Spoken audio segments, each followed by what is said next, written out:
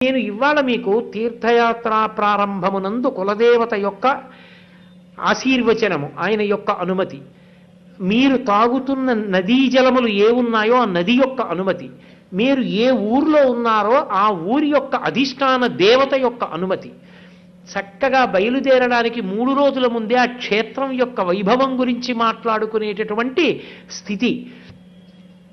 మనం ప్రయాణం చేసేటప్పుడు కూడా భగవత్ సంబంధం గురించి చర్చ చేసుకునేటటువంటి వ్యవస్థకి కట్టుపడ్డాం.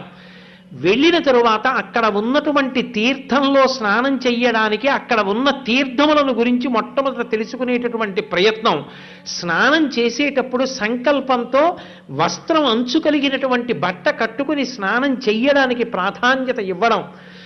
అక్కడికి వెళ్ళిన తర్వాత భగవత్ సంబంధమైనటువంటి స్తోత్ర పారాయణానికి ఎంతో ప్రాధాన్యత ఇవ్వడం.